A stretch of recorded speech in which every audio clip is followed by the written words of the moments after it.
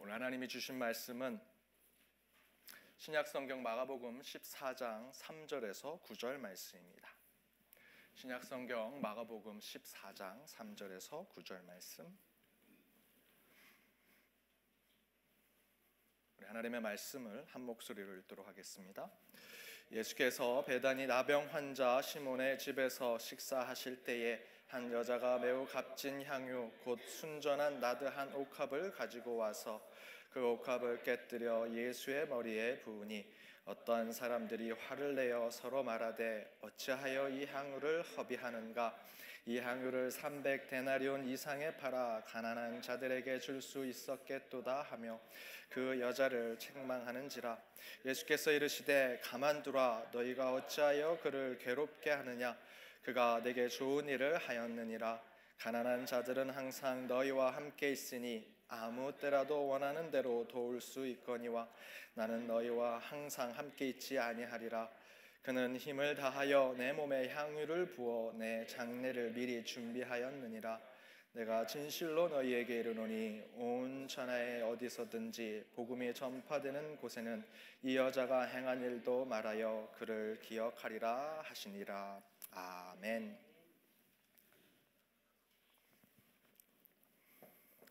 한 연구에 따르면 사람들이 일생 동안 가장 많이 생각하는 사람이 바로 주변에 있는 가족이나 사랑하는 사람이나 지인들이 아니라 자기 자신, 나라고 합니다. 하루의 삶을 보더라도 일어나서 나는 오늘 하루 뭐 할까? 나는 오늘 뭘 먹을까? 나는 오늘 사람을 만나면 무슨 얘기를 할까? 나는 무엇을 할까? 라는 나에 대한 생각, 자기 자신에 대한 생각을 가장 많이 하고 많이 걱정하고 자기에 대한 근심이 가장 많다고 합니다. 그래서 사실 우리는 나의 감정이 지금 어떤지, 나는 지금 무엇을 원하는지, 나는 지금 무엇 때문에 고통스럽고 아픈지를 잘 살펴보아야 한다는 것입니다. 그렇지 않으면 우리 안에 고질적인 내적인 상처가 심겨지고 때로는 그것이 우리의 육체적인 아픔까지도 만들기도 한다라는 것입니다. 실제로 게이버 메이트라고 하는 의학자는 자기의 욕구를 생각하기 전에 다른 사람, 상대방의 욕구를 충족하려는 성향을 가진 사람들, 즉 이타적인 사람들, 나보다는 타인을 먼저 생각하는 사람들이 누게리병, 지난주 세상을 떠난 스티븐 호킹 박사가 걸렸던 그 병에 잘 걸린다고 합니다. 그래서 누게리병에 걸린 분들이 병에 걸리면 한동안 정신적인 충격 속에 살아가는데 그 이유가 단순히 몸을 못 움직이는 병에 걸렸기 때문이 아니라 자신은 원래 남을 챙겨주고 남을 도와주고 남을 배려하는 사람인데 이제 누게릭병에 걸려서 반대로 남의 챙김을 받고 남의 도움을 받게 된 것이 정신적인 충격이 되었기 때문이라고 말합니다.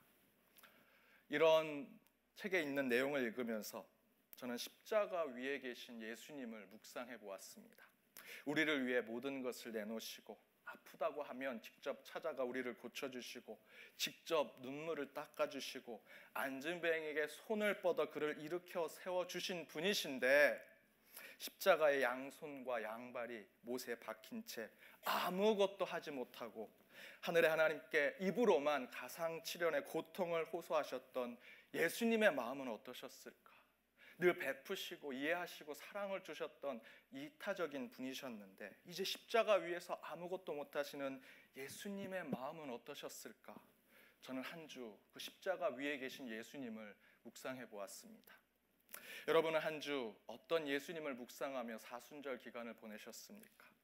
다시 주어질 사순절의 한 주 더욱 예수님을 묵상하고 그 사순절을 경건과 절제로 나아가는 저와 여러분이 되기를 주님의 이름으로 축원드립니다. 우리 옆에 있는 분들과 이렇게 인사 나누길 원합니다. 주님의 십자가를 묵상하십시다. 주님의 십자가를 묵상하십시오.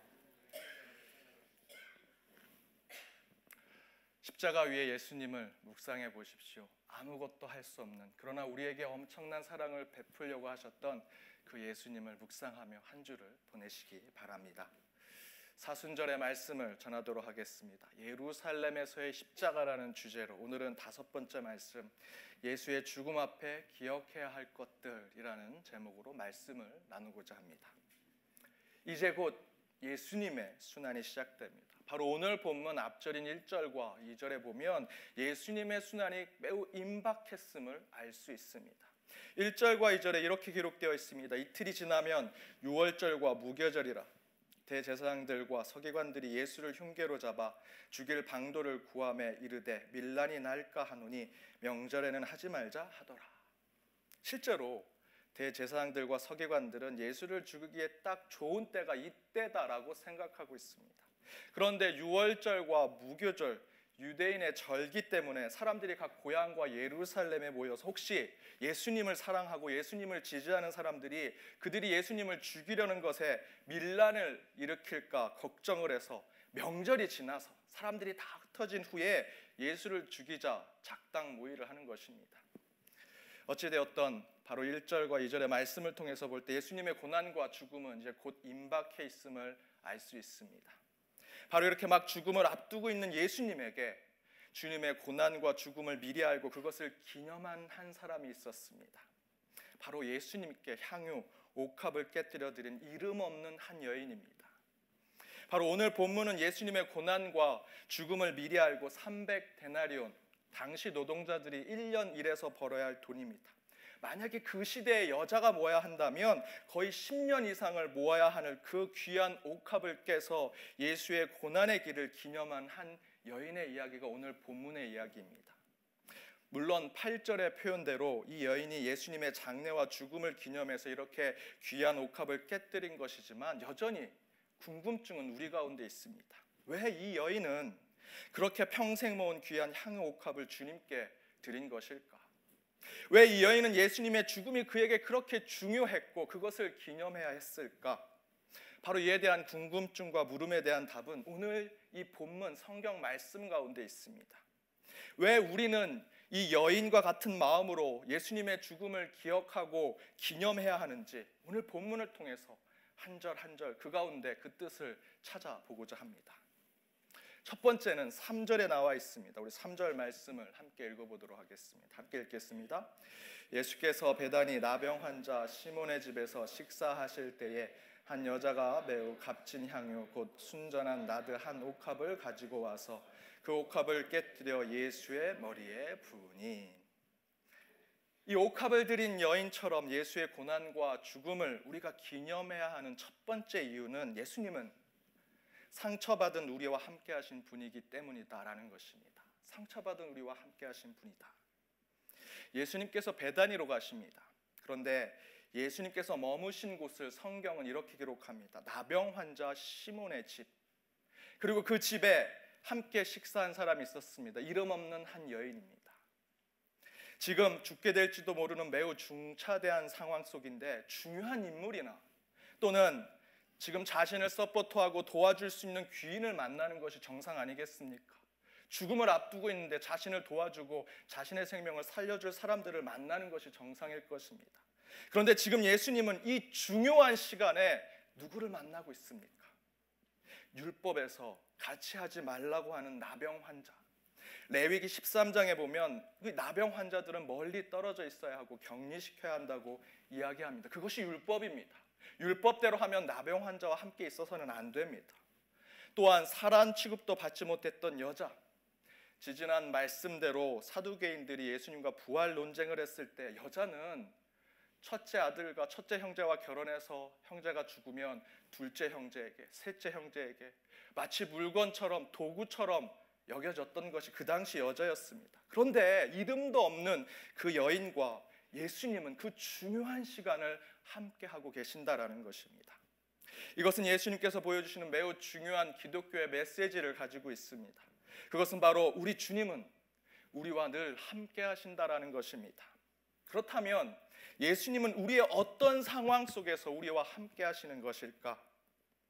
나병 환자와 같이 병들고 버림받고 외롭고 고통스러운 우리와 함께, 이름 없는 여인과 같이 세상에서 인정받지 못하고 차별받는 슬픈 인생을 사는 그런 우리와 함께 주님은 함께 하신다라는 것입니다. 바로 향옥합을 드린 이 여인은 임마누엘 주님, 우리와 함께 하시는 그 주님을 찬양하고 기념한 것입니다. 우리와 함께 하시는 하나님, 내 고통, 내 시련, 내 역경 속에 함께 하시는 그 주님, 그 주님이 우리와 함께 한다. 개척 초기에 저는 회의가 많고 모임이 많았습니다. 그래서 자주 밖에 나가게 되었습니다. 그때 제 딸이 매번 얘기했습니다. 아빠 어디 가? 그럼 제가 권사님 보러 가라고 얘기하면 제 딸이 항상 이렇게 질문합니다. 아빠는 권사님이 좋아? 내가 좋아? 그 질문에 내가 몸이 2개였으면 좋겠다라는 생각을 처음으로 했었습니다. 제 딸이 이 질문을 통해 아빠에게 던진 메시지가 무엇입니까? 아빠, 우리와 함께 있어주세요. 나와 함께 있어주세요 라는 메시지 아니겠습니까? 특별히 무엇을 해야 하는 것이 아닙니다. 함께 신나게 놀거나 이벤트를 하는 것이 아닙니다. 한 공간에서 서로 얼굴을 보고 함께 시간을 보낸다는 것이 중요합니다. 여러분, 그런 관계만큼 친밀감을 주는 것이 없다고 합니다. 함께 있는 것 매우 중요합니다. 그런데 예수님은 순환과 고난이 다가오는 중요한 시간 앞에 나병 환자인 시몬과 이름이 없는 여인과 함께 시간을 보내고 서로 마주보고 식사를 하고 있다고 기록하고 있습니다. 그리고 우리도 나병 환자인 시몬과 이름 없는 여인과 같은 상황 속에 있을 때 오늘 본문의 말씀은 우리 주님이 그러한 우리와도 함께 하실 것이다라는 메시지를 주고 있는 것입니다. 여러분, 우리 예수님은 1절에 나오는 대제사장들, 서기관들과 함께 하지 않았습니다. 그들과 함께 있었다면 귀한 대접을 받고 잘 나가는 그룹에 속해 있을 것이고 지금 이 고난과 죽음 앞에 죽지도 않을 것입니다. 그러나 예수님은 주류와 저 위에 있는 사람들과 함께 하지 않으셨습니다. 그렇다고 2절의 말씀대로 예수님께서 세상을 뒤집어 놓고 혁명과 밀란을 일으킬 군중과 대중 속에서도 함께 있지 않으셨습니다. 가끔 정치인들의 토론회를 보면 서로 우리 국민, 내 국민이라는 표현을 씁니다. 하지만 국민인 우리는 그들의 생각에 동의하거나 인정하지 않을 때가 참 많습니다. 그런데도 불구하고 우리 국민의 지지를 받고 우리 국민의 의견을 모아서 정치를 하겠다고 그들은 이야기합니다. 서로 국민이 자기 편이라고 얘기합니다. 그러면 저는 속으로 생각하죠. 나도 국민인데 당신들의 생각에 동의하지 않는데 라는 생각을 합니다. 그런 정치인들이 국민 속으로 들어가는 정치인이 되겠습니다라고 외치지만 정작 진짜 국민 속에 들어가는 정치인이 몇 명이 되겠습니까? 정치인들은 자극적인 정치 구호로 여론을 부추기고 2절에서 나오는 밀란, 저는 이것이 포퓰리즘이라 생각합니다. 지금 이 시대 이 포퓰리즘과 같은 그런 모임 가운데 자신이 리더가 되고 그 밀란 같은 곳에 우두머리가 되려고 정치인들은 그것에 혈안이 되어 있습니다. 그런데 우리 주님은 어떻습니까? 대제사장과 서기관의 그룹에도 있지 않으셨습니다. 더불어 밀란을 일으키는 바로 군중과 백성들 그룹 어디에도 함께하지 않으셨다는 것에 여러분 주목하셔야 합니다. 예수님은 구체적인 고통과 아픔을 겪는 이들과 함께 어디에도 들지 못해 상처가 일상이 되어 있는 사람들과 함께 하셨다라는 것입니다. 여러분, 여러분의 깊은 영적인 상처 있으시죠? 저와 같은 성직자나 기도 많이 하는 권사님, 전도사님이 여러분의 그 아픔을 치유할 수 있다고 생각하십니까? 여러분이 속하고 지지하는 정치인들이나 같은 이념을 가진 사람들이 발벗고 나서서 여러분의 그 고통, 아픔 회복시킬 것이라 생각하십니까? 제 대답은 no, 아닙니다. 그들이 여러분의 아픔을 치유할 수 없습니다. 우리 심정 깊은 곳에서 올라오는 아픔과 고난은 결코 사람이 고칠 수 없습니다. 이념이 고칠 수 없고 세상의 철학과 사상이 고칠 수 없습니다. 그것에 대한 치유자는 오직 예수 그리스도뿐이십니다. 바로 그것을 증명해 보인 것이 이 중요한 시간에 예수님은 세상의 주류 그룹이 아닌 그리고 자신을 왕으로 만들어줄 민중과 대중이 아닌 모두가 멀리하고 모두가 거부하는 나병 환자인 시몬과 세상의 잉여 존재이자 남성의 도구에 불과했던 이름 없는 여인과 함께 우리 주님이 함께했다는 것으로 그분의 진정한, 그분이 우리의 치유자임을 드러내는 것입니다.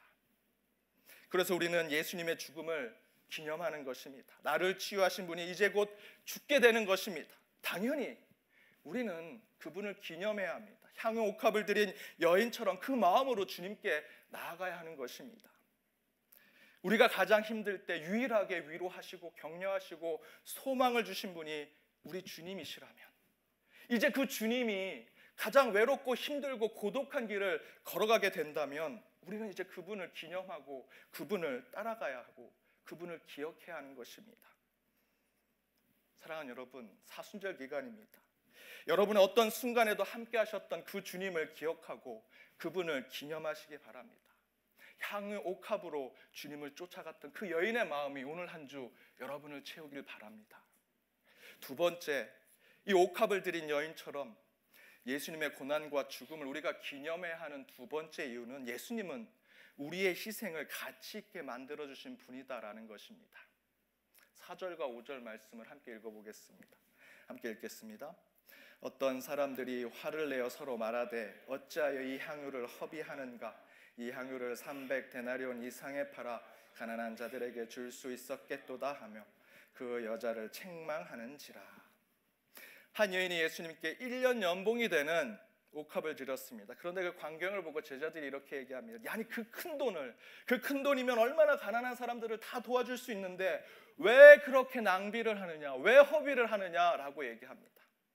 그러나 그런 제자들의 평가에 예수님은 8절에서 이렇게 응답하십니다. 그는 힘을 다하여 내 몸에 향유를 부어 내 장례를 미리 준비하였다. 너희는 그것을 낭비와 쓸데없는 짓이라고 평가할지 모르지만 나는 그 여인의 가장 소중한 것을 드렸다고 생각하고 그것은 가치 있고 의미 있는 것이다 라고 말씀하시는 것입니다.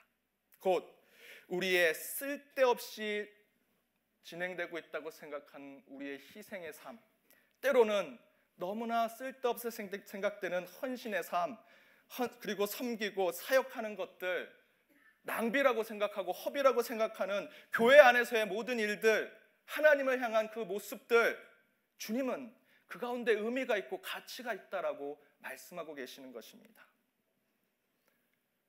제가 영적으로 방황할 때 제 신앙 가운데 가장 집요하게 사단이 제게 질문했던 것이 이것입니다. 왜 예배를 드리고 왜 기도를 드리는 쓸데없는 시간을 보내냐라는 것입니다. 너가 예배 드리고 기도하는 것 정말 쓸데없는 것이다, 시간 낭비다라는 것입니다. 나중에 보니 C.S. 루이스의 악마의 편지라는 곳에 똑같은 질문이 나옵니다. 사단이 얘기하죠. 잘 생각해봐. 신앙생활은 낭비야, 헛소리야, 다 불필요한 것이야. 그곳으로부터 빨리 탈출해야 돼 라고 계속 우리 귀에 속삭이는 것입니다. 여러분, 예배 1시간만 드립니까? 여러분, 이곳에 오기 위해서 1시간, 2시간이나 준비하고 오셨지 않습니까? 그리고 예배 시간에 왔는데 오늘 목사님의 설교의 코드가 나랑 맞지 않으면 오늘 예배 완전히 헛수고다, 괜히 왔다 라는 생각하지 않으십니까?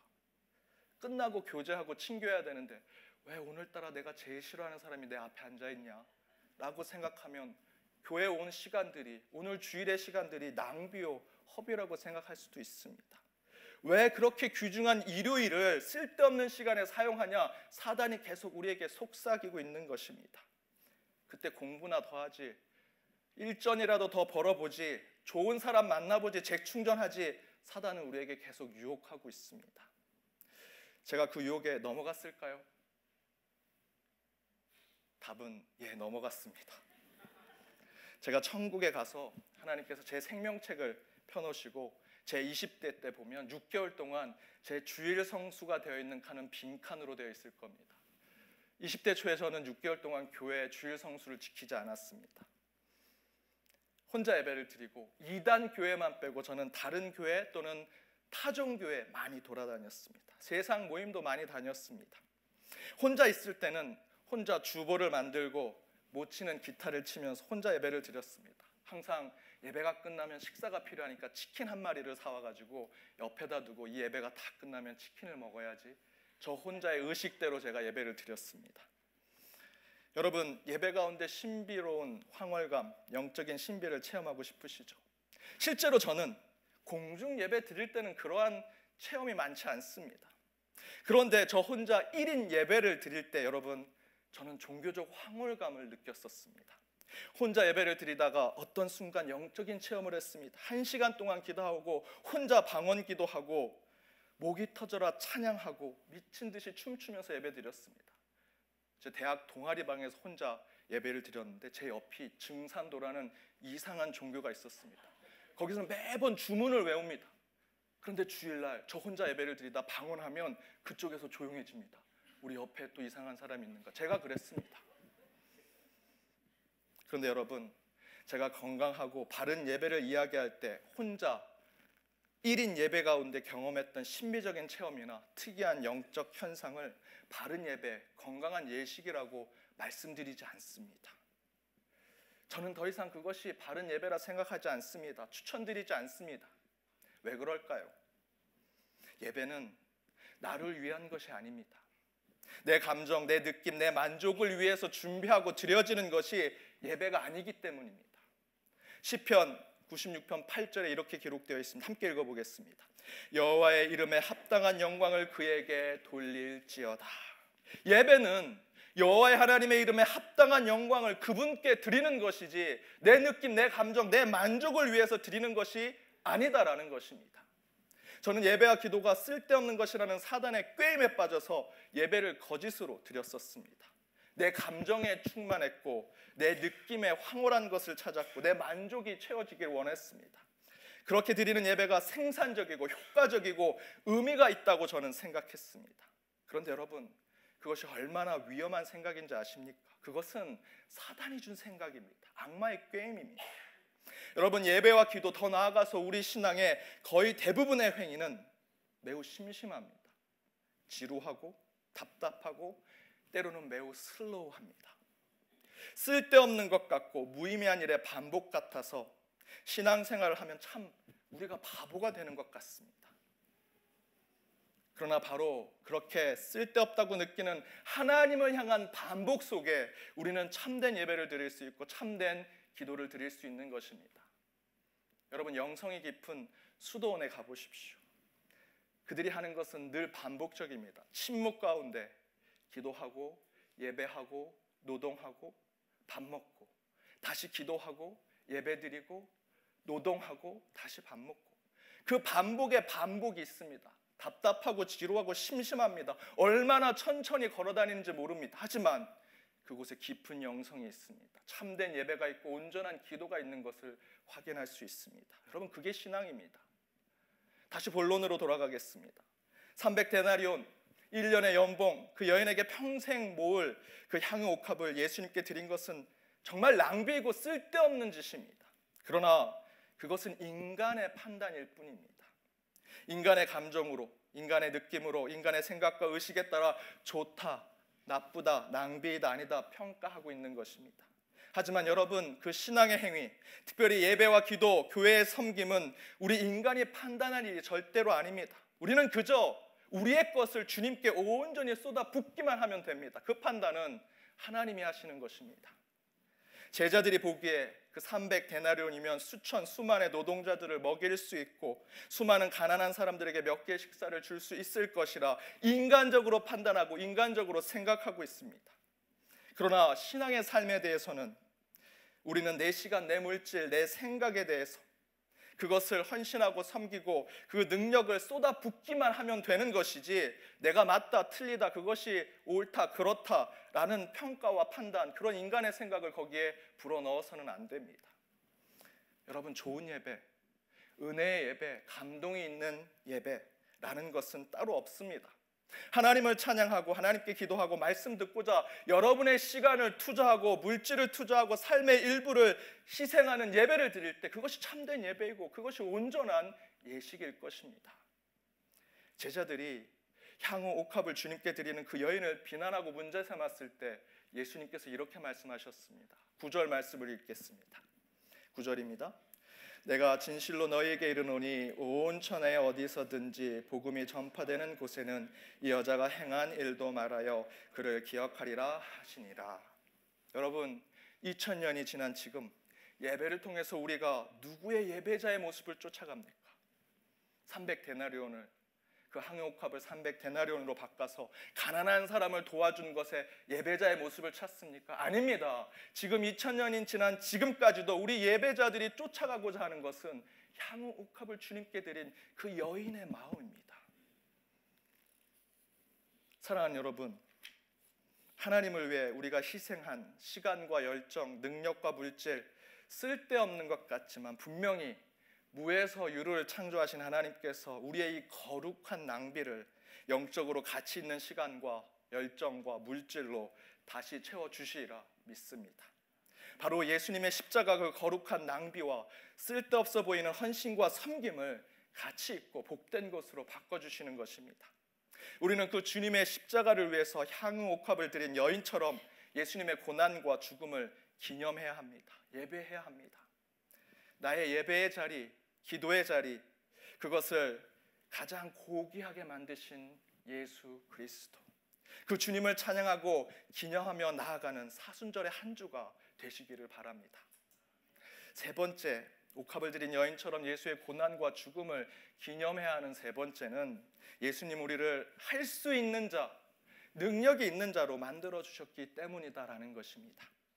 오늘 본문을 잘 보면 제자들은 향유를 예수님께 부은 여인을 책망하지요. 그 향유 옥합이면 300데나리온에 팔아서 가난한 사람을 줄 수 있었는데 쓸데없는 짓을 했다.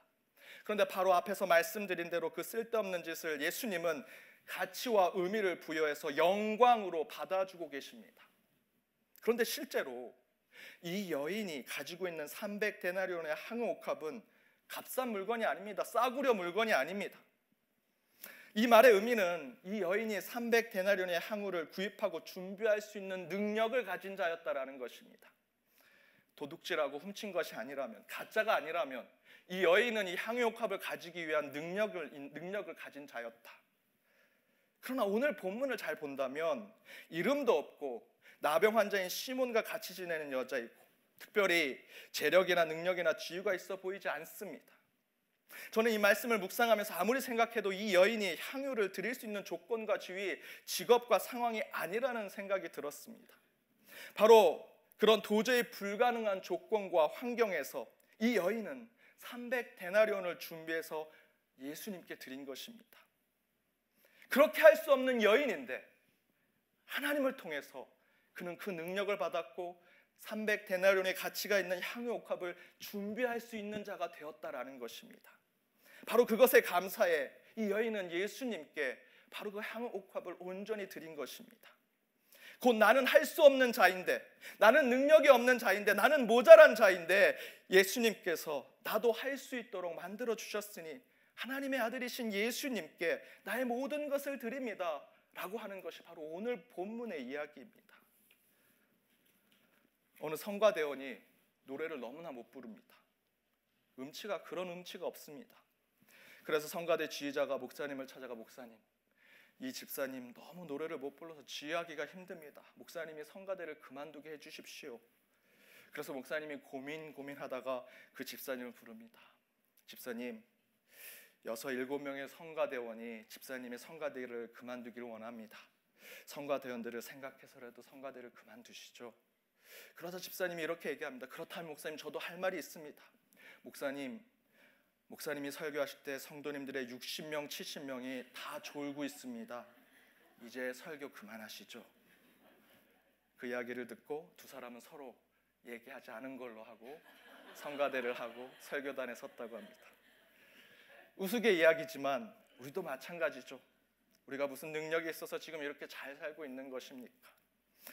저 별 볼 일 없는 실력으로 설교를 준비하려고 하니까 너무나 힘듭니다. 여러분은 다르십니까? 여러분도 하나님이 주신 능력과 힘이 아니면 여러분의 직장과 일터, 학교에서 그렇게 잘 해낼 수 있습니까? 안 되죠. 하나님이 능력 주셨기 때문에 지금 우리가 이렇게 돈 벌고 지위도 얻고 가족도 건사하면서 살아가는 거 아니겠습니까? 300데나리온의 가치가 되는 향유옥합은 그 여인이 결코 구하고 만들 수 있는 것이 아니었습니다. 그러나 그 여인은 하나님이 주신 은혜와 축복으로 10년, 20년 동안 향유옥합을 모을 수 있게 해주신 하나님께 감사해서 아낌없이 그 옥합을 깨서 주님께 드린 것입니다. 내가 이렇게 할 수 있는 것, 내가 이런 능력을 가질 수 있는 거 모두 하나님 때문입니다 라고 하는 신앙 고백의 표현인 것입니다. 하나님이 아니면 여기까지 올 수 없고 이렇게 살 수 없음을 깨닫고 매 순간 할 수 있게 해주신, 능력을 주신 하나님을 늘 기념하고 예배하는 삶을 살 때 우리 그리스도의 삶이 온전해질 수 있다고 믿습니다. 사랑하는 여러분, 우리도 이제 사순절 기간에 향후 옥합을 주님께 드린 여인처럼 아낌없이 주님께 헌신하고 드리는 삶을 살아야 합니다. 그 이유는 주님은 상처받은 우리와 함께 하실 것이기 때문입니다. 또한 우리 주님은 우리의 희생을 가치 있게 만들어 주실 것입니다. 또한 우리 주님은 우리를 할 수 있는 자, 능력 있는 자로 만들어 주시는 분이기 때문입니다. 그 주님을 기념하며 그 십자가의 길에 동행해야 하지 않겠습니까? 주님의 고난과 죽음을 기념하고 또한 기억하십시오. 그런 결단의 삶이 이번 한 주, 특별히 이 사순절 기간에 여러분의 영성으로 채워지길 주님의 이름으로 축원드립니다. 함께 기도하겠습니다. 은혜의 주님, 오늘도 말씀 가운데로 걸어갑니다. 주신 말씀에 결단하며 한 주의 삶에 힘을 얻게 하여 주옵소서. 사순절 기간입니다. 주님의 십자가와 고난을 묵상하며 주님의 삶을 기념하는 한 주의 삶이 되게 하여 주옵소서. 오늘 말씀에 향후 옥합을 드린 여인처럼 상처받은 우리를 안아주시고 우리의 거룩한 낭비와 희생을 가치 있게 만들어 주시며 주님의 고난과 십자가로 우리를 능력 있는 자, 할 수 있는 자로 만들어 주심을 감사드리며 나아가게 하여 주옵소서. 그래야 이 사순절의 영성으로 주님께 나아가 더욱더 주님의 축복과 은혜 가운데 살아가게 하여 주옵소서. 이 모든 말씀 예수님의 이름으로 기도드립니다. 아멘.